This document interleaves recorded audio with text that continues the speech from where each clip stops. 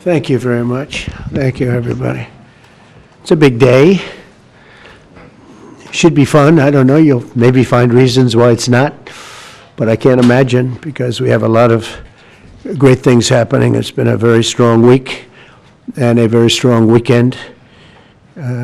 Before we begin, let me say a few words about the historic events that took place over the last few days.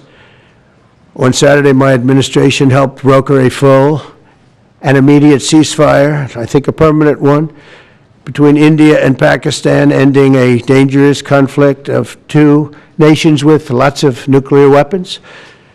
And they were going at it hot and heavy, and it was seemingly not going to stop.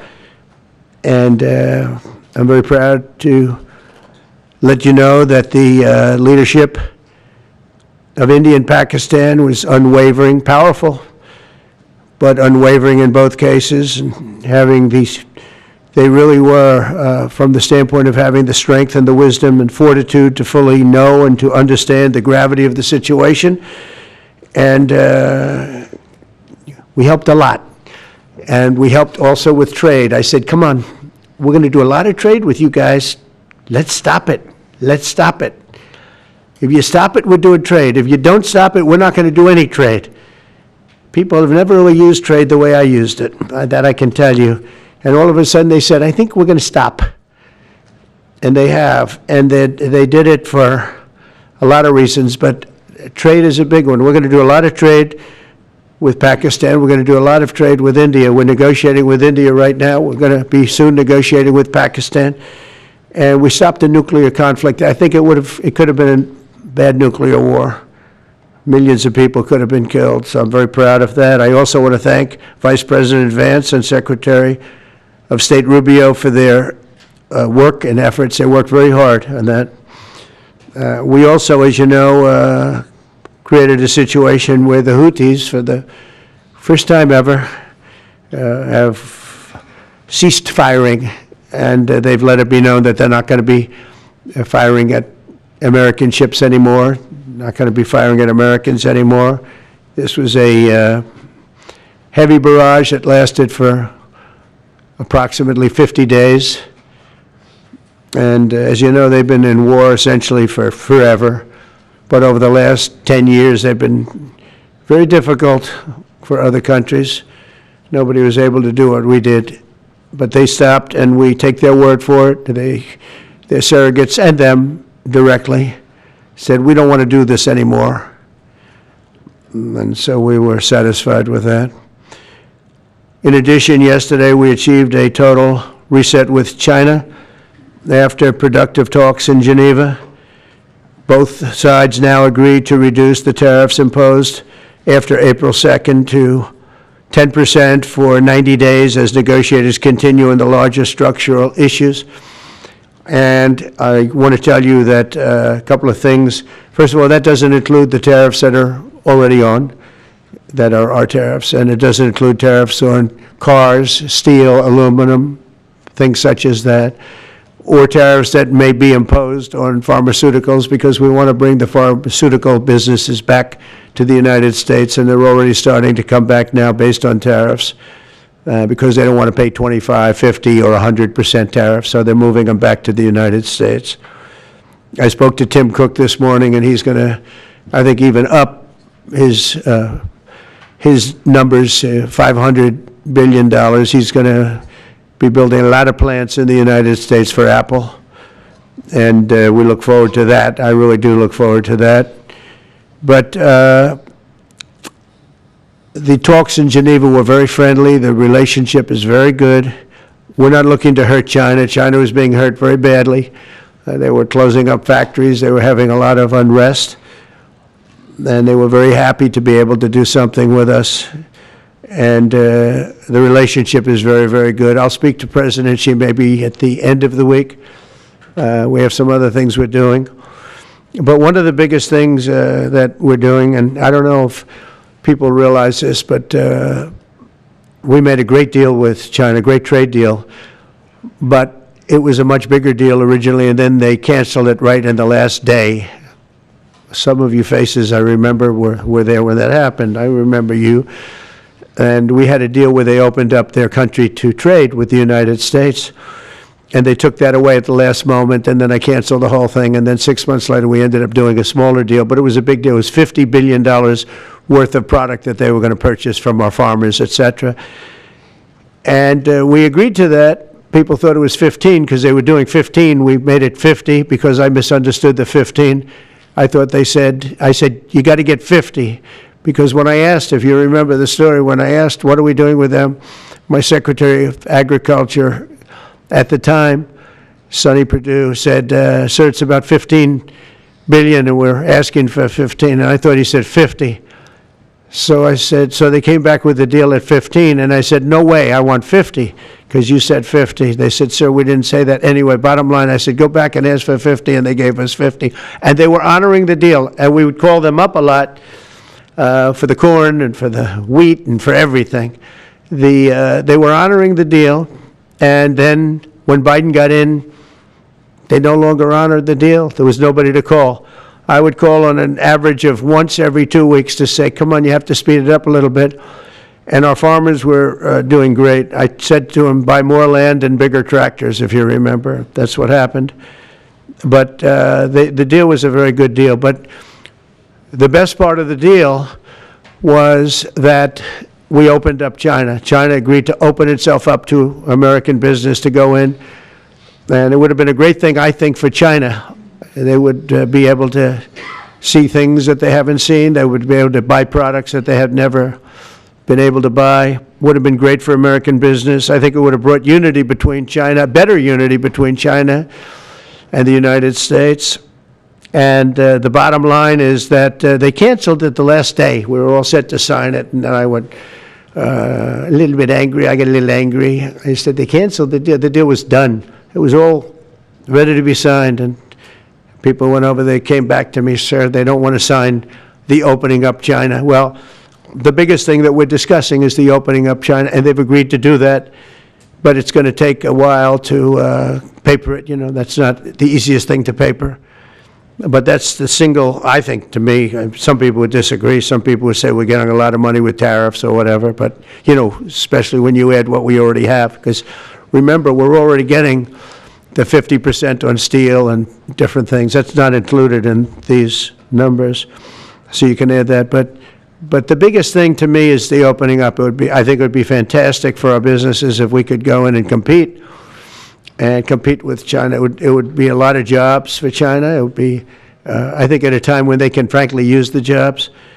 And that's what we're talking about. So that's a very, very important element to add. So when Scott, I watched him speak the other day, and I think he didn't want to say it, but I said, it's okay to say it. Look, if we don't get it, we don't get it. But if we don't get it, it won't be a positive thing.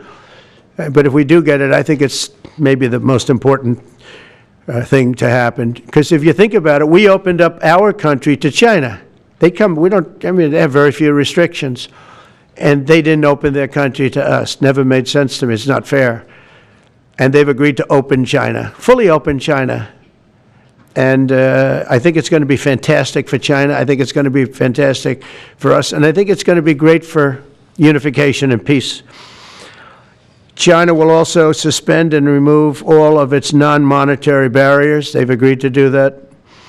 Well, they're very numerous. But again, to me, the biggest thing that came out of that meeting is they've agreed. Now, we have to get it papered, but they've agreed to open up China. It's going to be great for everybody. And third, I'm very happy to announce that Idan Alexander, an American citizen who until recently most thought was no longer living, thought was dead, is going to be released in about 2 hours, actually. And he's going to be released before the eyes of Steve Witkoff, who has done a fantastic job. I know a lot of people, they have a lot of talent. I know Steve had a lot of talent. But I know a lot of people with a lot of talent, but there's one that I thought had a special way about him, special personality, aside from being a good deal maker, had a special way about him, and it was Steve. Knew very little about the subject matter, who does? But he learned it in about 2 hours. And he's been fantastic, so I want to just thank Steve. But they're going to be releasing Edon in about 2 hours from now, or sometime today, let's say. And again, they thought he was dead just a short while ago. His parents are so happy. They're so happy.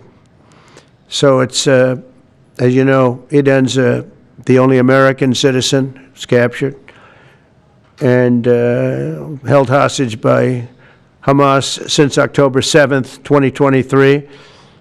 And he's coming home to his parents, which is really great news. I mean, to me, it's big news. They thought he was dead. So that's that. So we'll be heading there, and we'll be seeing 3 primary countries. You know all about that: Saudi Arabia, UAE, Qatar. On Thursday's meeting with Russia and Ukraine is very important. I was very insistent that that meeting take place. I think good things can come out of that meeting. Stop the bloodshed of the horrible, it's a bloodbath. But that 5,000 more, it's really much more, I'm trying to be conservative, more than 5,000 soldiers. Russian, they're not American soldiers, they're from Russia, they're from Ukraine, but they're people. They're human souls, and they're being killed at levels that we haven't seen since the Second World War. And it's every week. A lot of drone fighting. It's a whole new form of warfare, and it's violent and vicious. And so that's it. I'd like to go back to China just for a second. They're very heavy on the fentanyl. We're charging them, as you know, 20% for the fact that they send fentanyl into our country. And they've agreed that they're going to stop that. And, you know, they'll be rewarded by not having to pay, you know, hundreds of billions of dollars in tariffs. So the fentanyl should stop. It comes from China. It's amazing. And comes through our southern border, comes through our northern border too, comes through Canada, and comes through our southern border, much more through the southern border. But so that's a very important subject to me, because everybody in this room has lost friends or people that have family members that have died of fentanyl. So there's a big incentive for China to stop, and I take them at their word. They're going to work on that, I think, very hard. And one thing, when they work on something, they get it done. So now I'm about to depart on a historic visit. Some of you are going with us to, as I said, Saudi Arabia, Qatar, and United Arab Emirates. Before I do, I'll sign one of the most consequential executive orders in our country's history. I don't think there's ever been anything signed like this, certainly not with respect to health care, nothing even close. I'm delighted to be joined on this occasion by Secretary of Health and Human Services Robert F. Kennedy, Jr., who is doing a really good job, I have to tell you that. CMS Administrator, a friend of mine, Dr. Mehmet Oz, who is an amazing guy. You know, I was telling Bobby before, Oz had a very successful show, but it hurt his reputation. Because when you're in show business, it hurts your reputation a little bit. It's good for you, but in terms of professionalism and being a doctor, it sort of hurts your reputation. This guy went to the best schools, was the best, I mean, top of the line. Then he did a television show, became a success, made a lot of money, all that stuff, but it sort of hurt him. And you know who I compare that to? I hate to say this, but a special woman, Jeanine Pirro. She was the toughest, smartest DA, maybe in our countries, in our cities and states history, New York. She was really tough, really sharp. Then she did a show, and people didn't think of her quite the same way. She became more of an entertainment person, like Oz. Oz is not an entertainer. He's not really an entertainer, if you know the real story. And she isn't either. She is unbelievable. She was one of the strongest district attorneys in the history of New York, highly respected, very tough, went after the drug dealers at a level that you don't see today anymore, and hopefully she's given up she's leaving the #1 show on cable television, one of the #1 shows on television, period, The Five, but they've got great people left behind, but she was a big part of it. And so I equate it to that. Janine Pirro is unbelievable.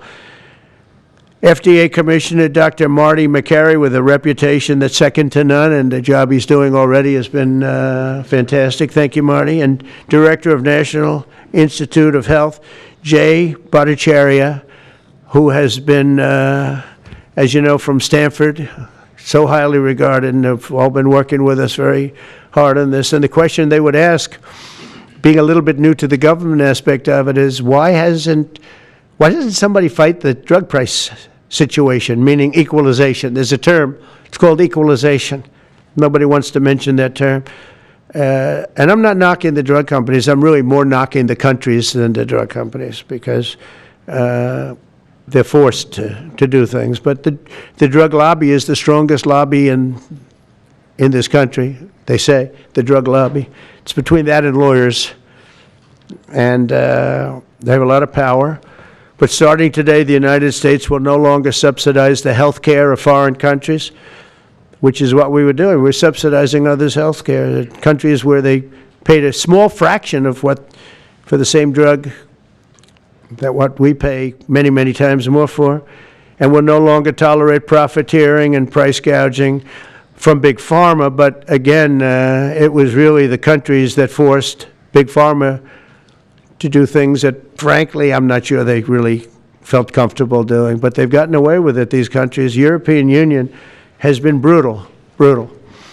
And the drug companies actually told me stories. It was just brutal how they forced them. And European Union suing all our companies, Apple, Google, Meta. They're suing all of our companies. They end up, they have judges that are European Union-centric, and they get rewarded $15 billion, $17 billion, $20 billion, and they use that to run their operation.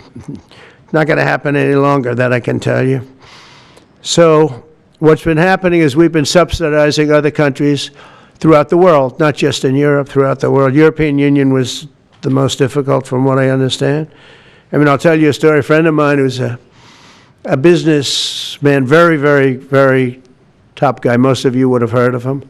A highly neurotic, brilliant businessman, seriously overweight, and he takes the fat shot drug. And he called me up, and he said, President, he calls me, he used to call me Donald, now he calls me President, so that's nice respect. But he's a rough guy, smart guy, very successful, very rich. I wouldn't even know how we would know this, but because he's got comments. President, could I ask you a question? What? I'm in London, and I just paid for this damn fat drug I take. I said, it's not working. He said, I just paid $88, and in New York I pay $1,300. What the hell is going on?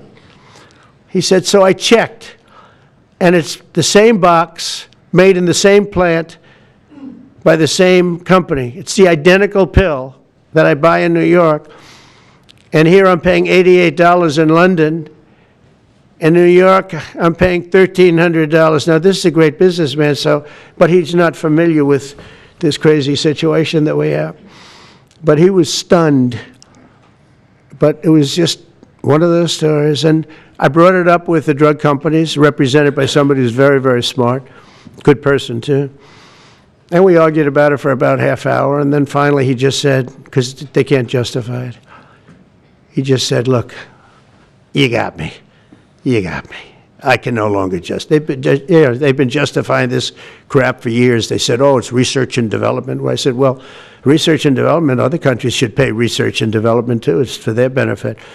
It was just one of those things, and the other countries would set a price, and they'd meet the price, and they'd say, if you don't meet the price, you can't sell it in our country. I said, well, then you walk away, and, they'll call you back, and they'll sell it in the country. But now they'll have to do that. So for the first time in many years, we'll slash the cost of prescription drugs, and we will bring fairness to America. Drug prices will come down by much more, really, if you think, 59. If you think of a drug that is sometimes 10 times more expensive, it's much more than the 59%, it depends on the way you want to analyze it, but in one way you could analyze it that way. but between 59 and 80, and I guess even 90%. So when I worked so hard in the first term, and if I got prices down, remember I was the only one to ever get prices down for a full year, but I'd get them down like 2%, and I thought it was like a big deal. Well, we're getting them down 60, 70, 80, 90%, but actually more than that if you think about it in the way mathematically. And farmer has to say, we're sorry, but we'll not be able to do this any longer to these countries that have been so tough. They've been very tough, nasty. It's trade. It's trade.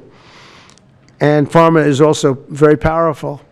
And the Democrats have protected pharma. The Democrats, this is the Democrats have protected pharma. These are the Democrats. And by the way, I just called the Speaker of the House, and I just called the leader, our leader in the Senate, John Thune, Mike Johnson. Spoke to both of them. I said, when you score, you're going to have to score two things. You're going to have to, number one, score that hundreds of billions of dollars of tariff money is coming in. But even bigger than that, you're going to have to score that your cost for Medicaid and Medicare and just basically pharmaceuticals and drugs is going down at a level that nobody has ever seen before. It'll pay for the Golden Dome. I see the Golden Dome is there, see? That'll easily pay for the Golden Dome. And we'll have a lot of money left over. We need the Golden Dome, by the way, in this world. Although this world's a lot safer today than it was a week ago, and a lot safer than it was 6 months ago. We had people that had no clue what they were doing. So today Americans spend 70% more for prescription drugs than we spent in the year 2000. Think of that. Our country has the highest drug prices anywhere in the world by sometimes a factor of 5, 6, 7, 8 times. It's not like they're slightly higher. They're 6, 7, 8 times. There are even cases of 10 times higher. So that you go 10 times more expensive for the same drug, that's big numbers. Even though the United States is home to only 4% of the world's population, pharmaceutical companies make more than 2/3 of their profits in America. So think of that. With 4% of the population, the pharmaceutical companies make most of their money, most of their profits from America. That's not a good thing. Now, I think, by the way, I have great respect for these companies and for the people that run them. I really do. And I think they did one of the greatest jobs in history for their company, convincing people for many years that this was a fair system. And nobody really understood why, but I figured it out. For years, pharmaceutical and drug companies have said that research and development costs were what they are, and for no reason whatsoever. They had to be borne by America alone. Not anymore, they don't. This means American patients were effectively subsidizing socialist healthcare systems in Germany, in all parts of the European Union. They were the toughest of all. They were nasty. And I see that. I see that with trade, too. European Union is in many ways nastier than China. Okay? And we've just started with them. Oh, they'll come down a lot. You watch. We have all the cards. They treated us very unfairly. They sell us 13 million cars. We sell them none. They sell us their agricultural products. We sell them virtually none. They don't take our products. That gives us all the cards, and very unfair. So they're going to have to pay more for health care, and we're going to have to pay less. That's all it is. And believe it or not, because it's really the world we're talking about, not just the European Union, but because it's the world, the numbers are for the healthcare company not as bad as you would think. They'll make the same. I think the healthcare companies should make pretty much the same money. I really don't believe they should be affected very much, because it's just a redistribution of wealth. It's a redistribution where it could be the same top line, but it's going to be distributed differently. Europe's going to have to pay a little bit more. The rest of the world's going to have to pay a little bit more, and America's going to pay a lot less. Again, because it's a much smaller population than when you think of the whole world. So Basically, what we're doing is equalizing. There's a new word that I came up with, which I think is probably the best word. We're going to equalize, where we're all going to pay the same. We're going to pay what Europe's going to pay. We're going to all pay. Now, there may be some countries in dire need, and I would be willing to sacrifice that and help them. But it's called most favored nation. We are going to pay the lowest price there is in the world. We will get whoever is paying the lowest price. That's the price that we're going to get. So remember that. So we're no longer paying 10 times more than another country. Whoever is paying the lowest price, we will look at that price and we will say that's the price we're going to pay. Most favored nations. That's what it is. One breast cancer drug costs Americans over $16,000 per bottle, but the same drug from the same factory, manufactured by the same company, is 1/6 that price in Australia and 1/10 that price in Sweden. 1/10 for the identical product. A common asthma drug costs almost $500 here in America, but costs less than $40 in the United Kingdom. So $40 in the United Kingdom, which is where this gentleman told me he paid a small amount for his shot. But think of that. So $40 versus $500 here. That's not even bad. There are much worse examples. And the weight loss drug, Ozempic, costs 10 times more in the United States than in the rest of the developed world. 10 times more. Why? Why? What did we do? Suckers. But we never had a president that had the courage to do this. And nobody knew the system like I do. I mean, I've gotten to know this system so well. And I don't think it's fair that it benefits Obamacare. Obamacare is a failure. It's not a good health care. It works. I made it work. I had an obligation to make it work, or an obligation to let it die. I chose that we had to make it work. I had to make it as good as possible. And I had a choice. I could have let it fail or make it as good as possible. As good as possible means it was still not very good, but it survived. And we did the right thing. But this makes everything work. And I don't want to have a bad form of health care work because of the fact I was able to cut drug prices by 80 or 90%. So we're going to maybe come up with something. I think this gives the Republicans a chance to actually do a health care that's much better than Obamacare and for less money, which if you guys would work on that along with Congress. But I do want to say that Democrats could have done this a long time ago. They have fought like hell for the drug companies, and they knew they were doing the wrong thing. And it's going to be very hard. I was just telling the leader and the speaker that it's going to be very hard for the Democrats to vote against the one big, beautiful deal. The greatest tax cuts in history, greatest everything, but now you have the big drug prices because that's going to be included. It makes that whole situation different from a scoring standpoint. I just told them, I called them up about this. I said, I'm going to do something that's going to be very monumental, and you're going to be scoring. You better tell your people that this is going to score really well. And then add hundreds of billions of dollars in tariffs to your list also. But as big as the tariffs are, this is something that really hits quickly. 5 years ago, I signed an executive order to confront this disaster, but only confront it in a minor way. It was a good confrontation, but never to this extent. And it took people a little while to understand a very complicated system. But Joe Biden, without any knowledge of what he was doing, terminated the policy and then pretended to negotiate under a new system. And then you take a look, 5 out of the 10 drugs that he negotiated are now over 200% more expensive in America than the rest of the world, and far more expensive than when he even got involved. Much more expensive than when he got involved. Joe Biden's plan was as you know, because you wrote about it, you don't say it very loudly, but it was a very big failure, was his whole presidency. First, I'm directing the U.S. trade representatives and Department of Commerce to begin investigations into foreign nations that extort drug companies by blocking their products unless they accept bottom line and very low dollar amounts for their product, unfairly shifting the cost burden onto American patients.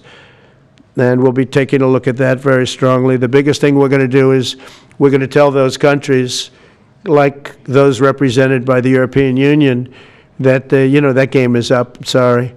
And if they want to get cute, then they don't have to sell cars into the United States anymore. It's a very big subject.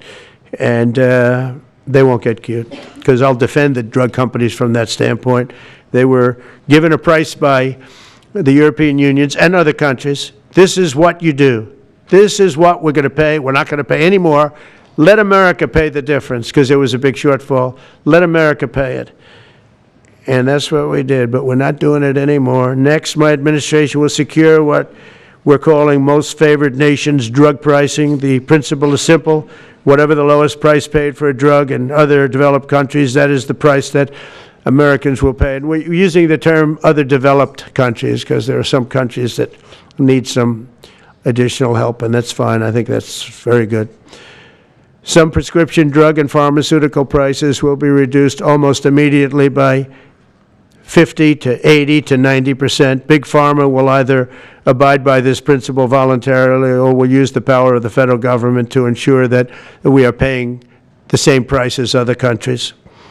To accelerate these price restrictions and reductions, my administration will also cut out the middlemen. We're going to totally cut out the famous middlemen. Nobody knows who they are, middlemen. I've been hearing the term for 25 years, middlemen. I don't know who they are, but they're rich. That I can tell you. We're going to cut out the middlemen and facilitate the direct sale of drugs at the most favored nation price directly to the American citizen. So we're cutting out, Bobby, the middlemen. It's so important, right? You got to do that. They're worse than the drug companies. They don't even make a product, and they make a fortune.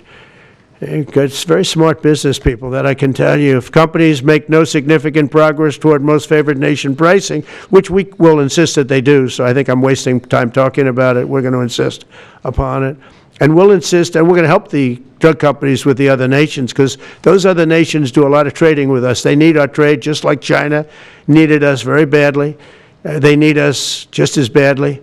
We will do whatever we have to with trade, just like we did some great things with trade with India and Pakistan. It really helped the situation, very heated situation. Could have lost millions of people, more than millions, I mean, many millions of people.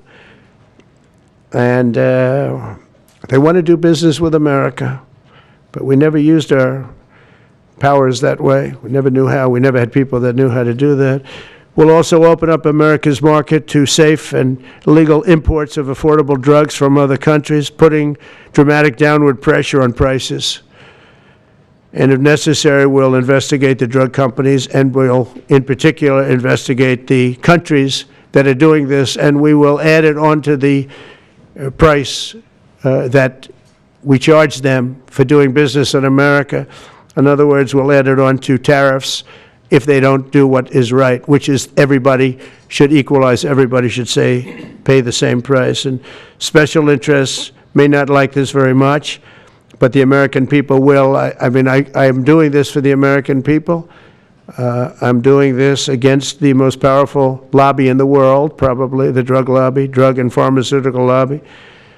But it's one of the most important orders, I think, that's ever been signed, certainly with regard to health care or health in the history of our country, and it's an honor to be a part of it. And I'd like to ask Robert F. Kennedy to say a few words, please. Thank you.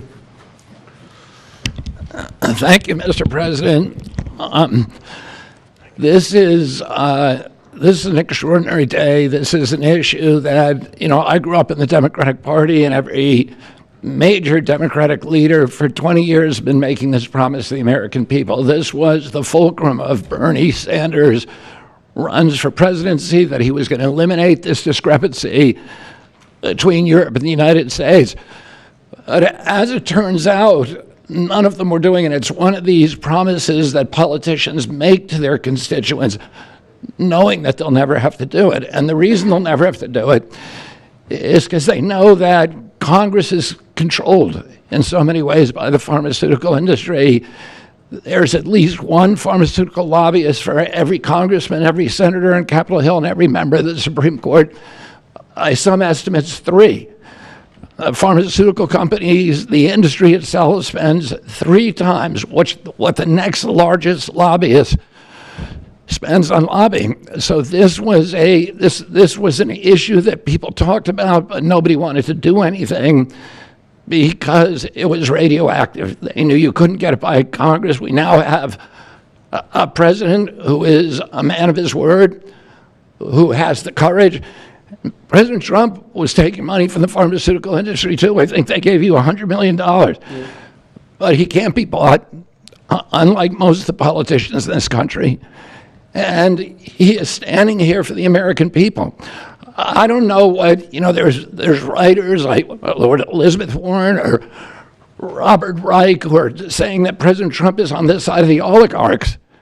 There has never been a president more willing to stand up to the oligarchs than President Donald Trump. And I'm very, very proud of you, Mr. President, for your courage, I'll say, because I don't want to be crude, your intestinal fortitude, your stiff spine, and your willingness to stand up for the American people. We have 4.2% of the world's population. Our country represents 75% of the revenues for pharmaceutical companies. We spend in our country $1,126 per capita on drugs. In Britain, they spend about $240. They spend 1/5 of what we do. And this is true across Europe. And the drug companies, Europeans, if you ask them, it made no sense what they were saying. America has to pay for this innovation or it's not going to happen.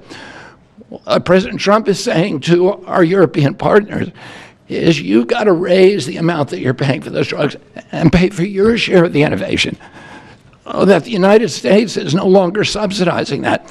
If the Europeans raise the price of their drugs by just 20%, that is $10 trillion that can be spent on innovation, and the health of all people all across the globe is going to increase because we're going to have better products. So I'm just so grateful to be here today. I never thought that this would happen in my lifetime. I have a couple of kids who are Democrats, are big Bernie Sanders fans, and when I told them that this was going to happen, they had tears in their eyes because they thought this is never going to happen in our lifetime, and we finally have a president who's willing to stand up for the American people. Thank you, and Dr. Oz. Thank you, Secretary Kennedy. This is the most powerful executive order on pharmacy pricing and healthcare ever in the history of our nation. And it's only happening because we have a president with the fortitude, the guts to stand up to the withering criticism and lobbying that's going to occur as soon as folks hear about the executive order. So on behalf of the child in Philadelphia who's got an autoimmune disease with a $1,000 a month drug, or the older woman in Los Angeles who's on a blood thinner who can't afford her copay, I want to thank President Trump. God bless you for having the guts to take on this industry. Thank you, sir. Thank you very much. So let's talk about the details a little bit. And this is primarily about equalization, as President Trump said. It's about fairness. Think of NATO as a metaphor. When President Trump said, you've got to pay a little more so it makes sense for all of us, they came up, and the European countries contributed. The same thing we believe will happen in this situation. Most people who have thought about this process agree that it is patently unfair to tolerate the numbers that Secretary Kennedy and President Trump have reflected to you. On this chart to my left is a list of the 10 drugs that were negotiated in the IRA. Again, this is the bill, the law, that regulates a negotiation process. This is the best price that was able to be obtained by the Biden administration. And if you look at these numbers, they actually reflect how much on top of the most favored nation price was being paid by the United States. So the closest to me, and Bob, you can point to the Jardiance, the closest one, 289%, the one that's closest to you. That means that we are paying in America 4 times more than that drug costs in other countries. Again, 100% is the baseline. It's 289% above that baseline. It goes all the way down to when we're paying 50% more than any other country. That's the range. As was pointed out by President Trump, half the time we're paying 3 times more than is paid in other countries. It doesn't make any sense for the system. That stated, President Trump has over and over again indicated, and Secretary Kennedy reflected as well, we want innovation. We want our technology partners doing the best they can to make the best solutions for drugs to cure as many people in America and around the world as possible. By getting our allies to pay a bit more, as they should be, and they should have for many years been doing, will course correct a problem that's gotten out of hand. And by doing that in a thoughtful, effective way, we're going to be able to get the pharmaceutical industry whole. Those jobs will still be here, will still be productive, will still be curing cancer and a slew of other ailments that plague humanity. America will still be the leader in this space, but we'll be paying the appropriate amount, the right-sized amount for those tasks. So over the next 30 days, the 4 of us up here, together with people standing in the back of this room who are doing a lot of the heavy lifting, are going to be approaching pharmaceutical companies to talk specifically about what we want the most favored nation price to be based on the best data we have. We're looking forward to a thoughtful interaction with these corporate leaders, many of whom we've spoken to and in quiet will agree the system is not right the way it is. They're patriotic Americans. They want what's right. But the fact that in my lifetime, as Secretary Kennedy said, for the first time, we have a thoughtful and aggressive approach, thanks to President Trump, on taking on the special interests, should give all Americans confidence that this is an administration that stands for fairness, and it should chill the waters for those who believe they can push us away from our North Star, which is to take care of the American people. Mr. President, God bless you. Thank you very much. Thank you. Jay, you want to go next? Sure. So I teach economics at Stanford as well as health policy. And one thing that's really, really simple in economics is that when you have a persistent price difference for the same product between 2 countries, there's something deeply wrong. And what President Trump has done is a historic measure that should have been done a long time ago. What we're going to do is make sure that those prices become much closer to equal, like a competitive market you'd expect. Right now what's happening is the American people are subsidizing in large fraction the research and development efforts for drug companies around the world by the higher prices that we pay. With this new order, Europe will share the burden of that. And in fact, if you may think of it as like as somehow it's going after drug companies, actually it's helping drug companies. Because what we're also going to do with this order, what President Trump has done with this order, is he's said to European governments, look, if you are taking advantage of the drug companies by forcing them to charge very, very low prices, we're going to defend American drug companies in Europe. At the same time, we're standing up for the American consumer who's been paying far too high prices for far too long. I can go back decades to point to congressional reports after government report after government report of tremendously high drug prices, much higher than the rest of the world, and nothing has been done about it until this moment. And I'm really, really proud, President Trump, that you've done this. I'm really proud to be included in this and looking forward to the work ahead. Thank you, Jay. Great. All right. Thank you, Mr. President. On behalf of the many doctors I've talked to about this very issue, thank you for taking the bull by the horns. Presidents on both sides of the aisle have talked about this and floated it and said they've wanted to do it, so you've had the courage to do it.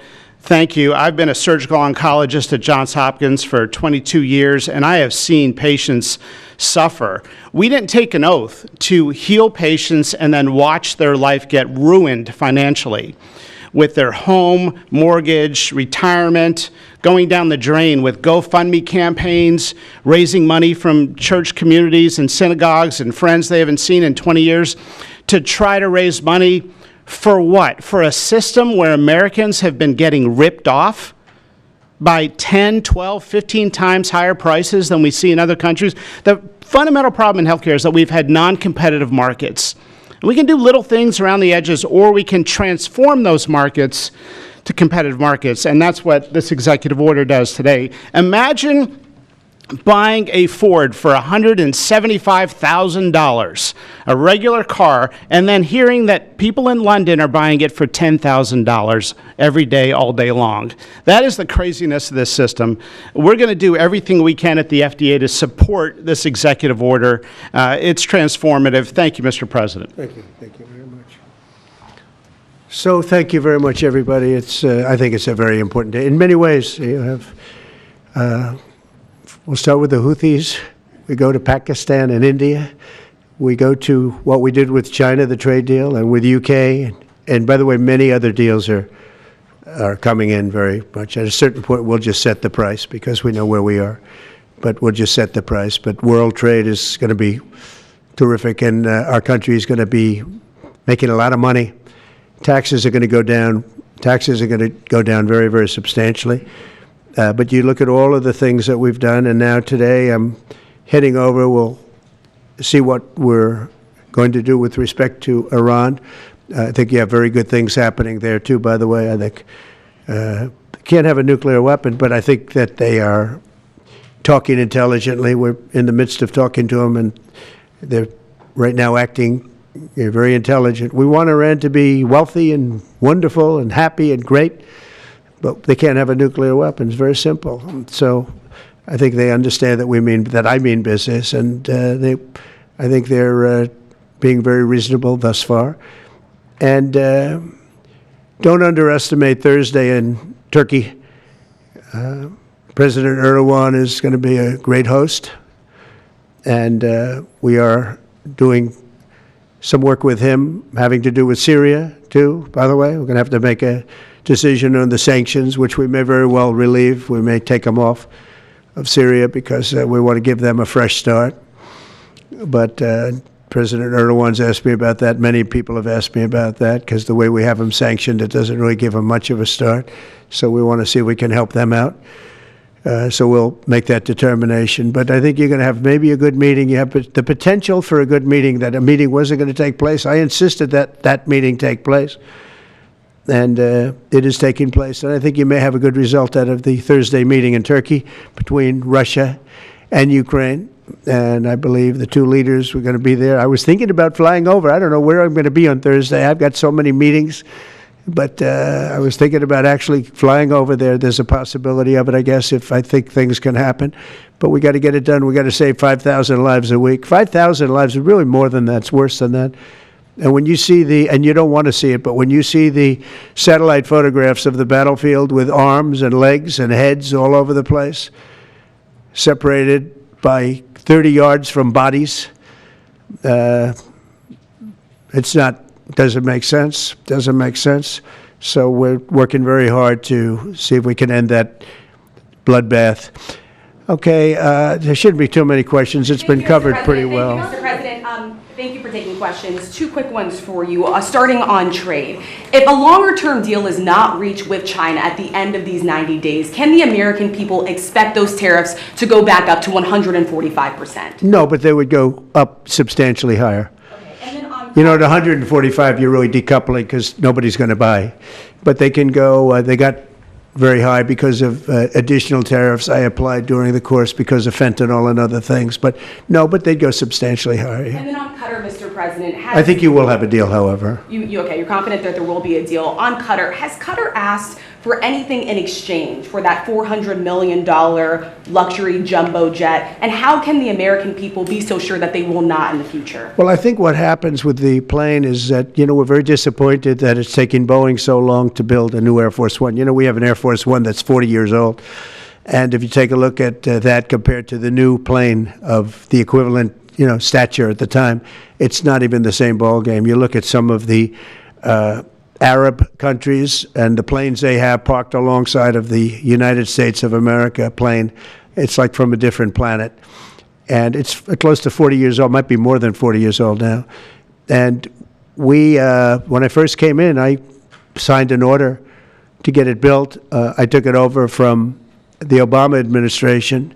They had originally agreed. I got the price down much lower. And then when the election didn't exactly work out the way that it should have, a lot of work was not done on the plane because a lot of people didn't know. They made change orders that were so stupid, so ridiculous. And it ended up being a total mess, a real mess. And when I came back, I said, by the way, what's going on with the Boeings that are coming in? Well, sir, they're way behind. And they are. They're way behind. They were way behind. Another mess that I inherited from Biden. And it's going to be a while before we get them. And I think Qatar, who has really, we've helped them a lot over the years in terms of security and safety. I think they, and very, very nicely, and I have a lot of respect for the leadership and for the leader, Qatar. And I think they knew about it because they buy Boeings. They buy a lot of Boeings. And they knew about it. And they said, we would like to do something. And if we can get a 747 as a contribution to our Defense Department, to use during a couple of years while they're building the other ones. I think that was a very nice gesture. Now, I could be a stupid person and say, oh, no, we don't want a free plane. We give free things out. We'll take one, too. And it helps us out because, again, we're talking about we have 40-year-old aircraft. The money we spend, the maintenance we spend on those planes to keep them tippy-top is astronomical. You wouldn't even believe it. So I think it's a great gesture from Qatar. I appreciate it very much. I would never be one to turn down that kind of an offer. I mean, I could be a stupid person and say, no, we don't want a free, very expensive airplane. But I thought it was a great gesture. And I think it was a gesture because of the fact that we have helped and continue to, we will continue to, all of those countries, Saudi Arabia, UAE, Qatar, and others, we keep them safe. If it wasn't for us, they probably wouldn't exist right now. And I think this was just a gesture of good faith. And I don't get it. Someday it'll be like Ronald Reagan. They decommission them. You know, they get to a certain age, they decommission them. It'll go to my library. They're talking about going to my library in years out. But I thought it was a great gesture. And it's something that was done by Ronald Reagan. They actually decommissioned the plane, and he put it in his library. And it actually has made the library, I think, a Boeing 707. It's actually made the library more successful. So it was good. Do you plan to use the plane after you leave office? No, I don't. No, it would go directly to the library after I leave office. President, I wouldn't be using it. No. Mr. President, on the hostage, you said that the release of the American hostage, Adam Alexander, is a step in good faith to end this war. Do you expect any progress, perhaps announcement on ceasefire during your trip to the Middle East? We hope that we're going to have other hostages released too, as you know. So when I met with the hostages 3 weeks ago that were there for quite a while, you remember the 10 people that came in, mostly young people. 1 or 2 were a little bit older. They were explaining the trials and tribulations. I mean, they went through hell. And I said, how many are there? They said 59. I said, that's a lot. I didn't realize, because we got a lot out. You know, we got a lot of hostages out, I think you will acknowledge. They said 59, but then they said, they followed that up by saying 59, of which 24 are living, the rest are dead. But the people whose son, mostly son, I think 1 daughter in this case, but mostly sons are there, or husbands are there, those people want the dead bodies as much as they want the live body. I have a mother that calls me, but came up to me when I first met her, and she said, sir, please get my son out. He's dead, but they have his body. And I asked her about that, and it's as though he were alive. The level of wanting that body back is the same. It couldn't be any more, as though he were alive. So, getting the bodies back is very important. That could be a thing having to do with the religion. It could be same. I was amazed at the level of importance. It's the same as if the son or husband or whatever was alive. So they said 59. In fact, they came in with a number 59 written out on like a sign on their chest. But they came to thank me for getting them out. And I said, what does the 59 mean? They said, well, that means there are 59 people. But then they said, but 24 are living. Now it's 21. The number's 21. So now it's actually, we'll get Eitan today. We think we're getting him today. So it's 20. So they have 20 live hostages there. The rest are dead bodies. Mr. President, are you open to negotiating your tariffs on cars, steel, and aluminum with China or any other country? Well, we're not even talking about that. We're bringing the car business back into this country. We have commitments, not only commitments, they've already started construction on many plants. They've left Mexico in a few cases. In a few cases, they've left Canada. They're not going to build in Canada. They're going to build here because we have the market. And the tariffs, have been amazing. The election and the tariffs. November 5th was a big day, and on top of that, of course, you wouldn't have the tariffs without the election, I guess, if you look at it. But we have at least 11 committed massive car factories that are going to be built, that are in the process of being built. And some are going through, some have actually started. We also have renovations of existing factories where they weren't utilizing the full factory from years gone by, and now they're under full renovation. They'll be opening up full factories in a very short period of time. Our car industry is, I think we're going to have the #1 industry. You know, if you look at Japan and these others, they do tremendously with cars, and they can do that too. But you know, if they want to sell cars in the United States, they're going to have to build factories in the United States, because I'm interested in cars for the United States. Now, one other thing is, in our tax bill, we're giving not only no tax on tips, no tax on Social Security, no tax on overtime, but also we're going to get a deduction for people that borrow money to buy a car if it's made in America. If it's not, we have no interest. Mr. President, I was meeting with between President Putin as well as President Zelensky. If President Putin doesn't show up to these talks in person in Turkey, will you join Europe in putting higher sanctions on Russia? If I felt it would be important toward getting the deal done, I'm the one that insisted on the meeting. They couldn't get a meeting because one said ceasefire, one said no ceasefire. It was going back and forth. I said, look, at this point, we got to stop it. Just go to the meeting. The meeting's been set. Go to the meeting on Thursday. And if I thought it would be helpful, I don't know where I'm going to be at that particular point. I'll be someplace in the Middle East, but I would fly there if I thought it would be helpful. Yeah, please. Refugees. I want to ask you about South African refugees. Dozens of Afrikaners who claim discrimination in their home country are heading to the United States, Right. where your administration is going to welcome them as refugees. Now, this comes as you've halted virtually all refugee admissions for people fleeing famine and war from countries like Sudan and the Democratic Republic of Congo. Why are you creating an expedited path into the country for Afrikaners but not others? Because they're being killed, and we don't want to see people be killed. Now, South Africa leadership is coming to see me, I understand, sometime next week. And, you know, we're supposed to have I guess a G20 meeting there or something, but we're having a G20 meeting. I don't know how we can go unless that situation's taken care of, but it's a genocide that's taking place that you people don't want to write about, but it's a terrible thing that's taking place, and farmers are being killed. They happen to be white, but whether they're white or black makes no difference to me, but white farmers are being brutally killed, and their land is being confiscated in South Africa, and the newspapers and the media, television media doesn't even talk about it. If it were the other way around, they'd talk about it. That would be the only story they'd talk about. And I don't care who they are. I don't care about their race, their color. I don't care about their height, their weight. I don't care about anything. I just know that what's happening is terrible. I have people that live in South Africa. They say it's a terrible situation taking place. So we've essentially extended citizenship to those people to escape from that violence and come here. Yeah. Mr. President, thank you. Are you letting China off the hook for these 90 days, and do you really believe that they will follow through with non-tariff barriers and remove those? Non-monetary tariffs, yeah. Yeah, I think they're going to follow through. I think they want it very badly. I think they want the deal very badly. Again, this doesn't include the steel tariffs that I put on a long time ago that Biden tried to get off, but he couldn't get them off because it was too much money. You know, I took in hundreds of billions of dollars from China, what a lot of people don't know, but we put on the tariffs originally, and if I didn't do that, we wouldn't have a steel industry today. Now we have a thriving steel industry. It'll be thriving much more with what we're doing because this is the next level.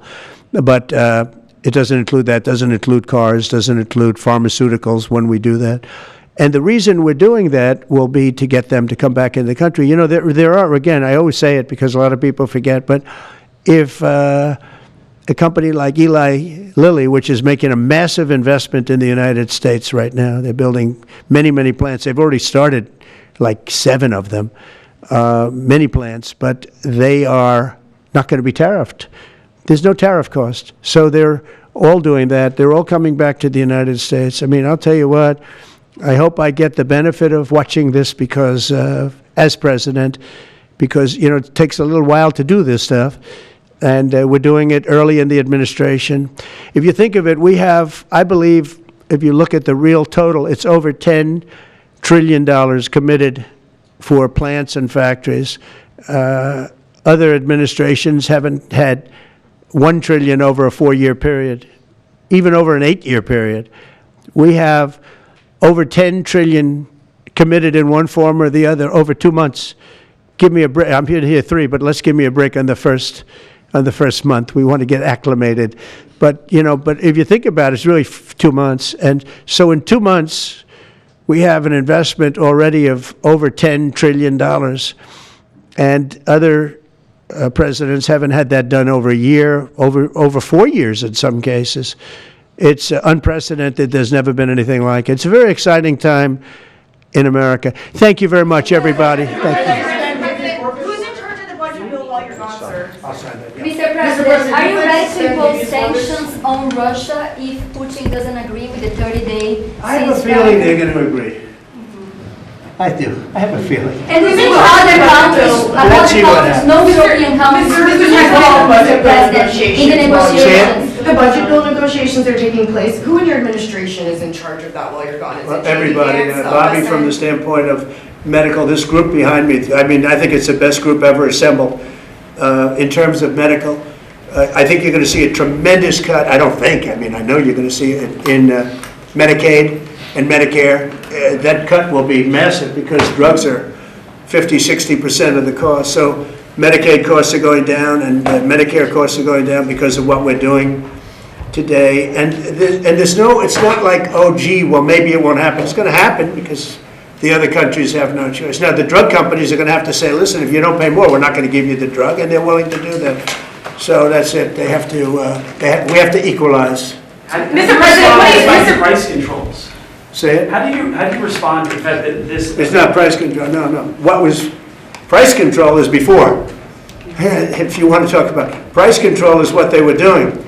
They were making us pay. They set a price, and they said, here's what we're going to pay, and anything else charge America. Because at that time, they had a very stupid president, and it really went crazy during the last 4 years. And remember this, the Democrats are the ones that allowed this to happen. They were the ones that were the protector of this pricing system. And I think it's going to be very hard. You'll have to ask Democrats, are they going to vote against the one great, big, beautiful deal that's being negotiated now, tax cuts, etc., when now on top of the tax cuts and regulation cuts, all the things, now you're going to say that the price of your medicine is going down by 60, 70, 80%. You're going to vote against it? I think a lot of Democrats are going to be forced to do something that their leaders are going to beg them not to do, and that's vote for the bill. I don't see how they can vote against it. How can they vote against it when drug prices, drugs and pharmaceuticals are going to be down 70, 80%? It's going to be very interesting. Mr. President, what do you say to people who view that luxury jet as a personal gift to you? Why not leave it behind? Your ABC fake news, right? Why not? Only ABC. Well, a few of you would. Let me tell you, you should be embarrassed asking that question. They're giving us a free jet. I could say, no, don't give us. I want to pay you $1 billion or $400 million or whatever it is. Or I could say, thank you very much. You know, there was an old golfer named Sam Snead. Did you ever hear of him? He won 82 tournaments. He was a great golfer. And he had a motto, when they give you a putt, you say, thank you very much. You pick up your ball and you walk to the next hole. A lot of people are stupid. They say, no, I insist on putting it. And then they putt it and they miss it. And their partner gets angry at them. You know what? Remember that, Sam Snead. When they give you a putt, you pick it up and you walk to the next hole and you say, thank you very much. Respectfully, sir, as a businessman, some people may look at this and say, have you ever been given a gift worth millions of dollars and then not received anything? It's not a gift to me, it's a gift to the Department of Defense. And you should know better, because you've been embarrassed enough, and so has your network. Your network is a disaster. ABC is a disaster. Here is the bill. Bobby, come on over here. Now you're talking about trillions and trillions of dollars. Thank you very much, everybody. Mr. President, a quick question about Turkey. Thank you very much.